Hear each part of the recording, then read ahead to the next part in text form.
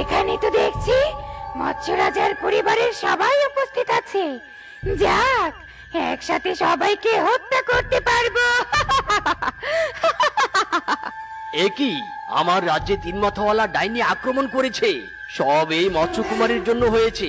পদে পদে শুধু আমাদের জন্য অশুভ বার্তা বয়ে নিয়ে আসছে। চলে যা তিন মাথাওয়ালা ডাইনি, নয়তো তোর প্রাণ কেড়ে নেব আমি। কে কার প্রাণ কেড়ে নেয় দেখবি তুই। তোদের দেহের রক্ত আমি আমার সন্তানকে পান করাবো। মেঘপরি, মেঘপরি, এক্ষুনি সময়, আমার সন্তানকে নিয়ে প্রকট হও আর আমার পরিবারকে বাঁচাও।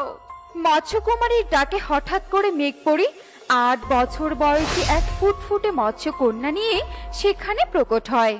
মৎস্যকন্যা, এরাই হলো তোমার পরিবার।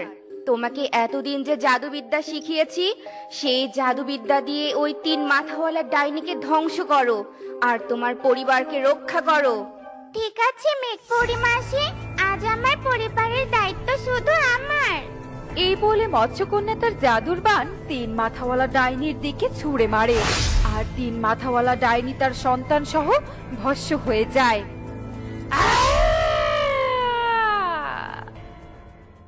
আমার কন্যা, আমার কন্যা, কত বড় হয়েছিস রে তুই। তোমার কন্যা মানে কি বলছো তুমি? হ্যাঁ, এই কন্যা আমাদের মৎস্যকুমার, সব বলছি খুলে। এই বলে মৎস্যকুমারী সব কথা খুলে বলে। পিতা, পিতা দেখেছেন, এ আমাদের কন্যা। মৎস্যকুমারী অশুভ নয়, বল আমাকে পিতা বলে ডাক। পিতা, পিতা। আমার ধারণা ভুল ছিল, মৎস্যকুমারী অশুভ নয়, বরং যোগ্য পুত্রবধূ আমার, আর তার কন্যা এই জলরাজ্যের যোগ্য উত্তরাধিকারী। আমি তোমাদের মন থেকে মেনে নিলাম। যাক, মৎস্যকুমারীর জীবনে তবে সুখ ফিরে এলো। মৎস্যকুমারী, তুমি তোমার পরিবার নিয়ে সুখে থেকো। আমি চলি, বিদায়।